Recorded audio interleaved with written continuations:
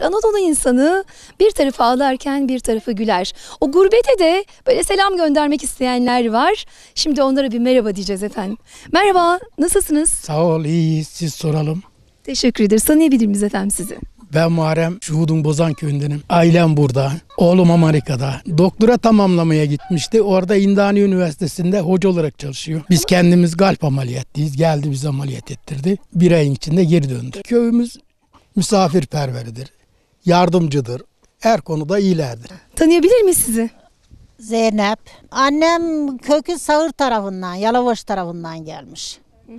Babam da Çorum tarafından, Mecidözü'nden gelmiş. Çorum Mecidözü'nden. Evet, oradan gelmiş ataları. Buraya yerleşmişler. Köyde yaşamak çok zor, reçberlik çok zor. Onun çilesi ayrıdır. Onu tabii bir anne olarak senelerce siz bu köyde bunu yaşamışsınız. Kızınız da şu an geçim kaynakları nelerdir? Nasıl görüyorsunuz efendim? Kendi kendilerini idare ediyorlar. İleşberlik, koyunculuk. İkisi bir yerde duruyor.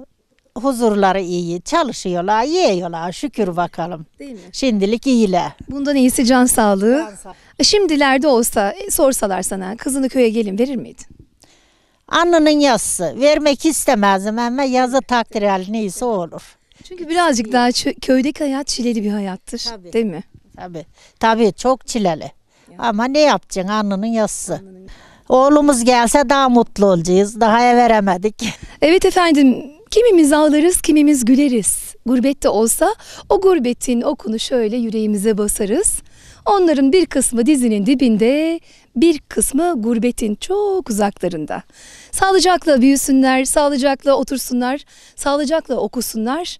Ama işte gurbet olunca, anadan babadan da ayrı olunca gözlerimiz de doluyor zaman zaman. Onlara sevgi ve saygılarımızı sunuyoruz. Teşekkür ediyoruz efendim.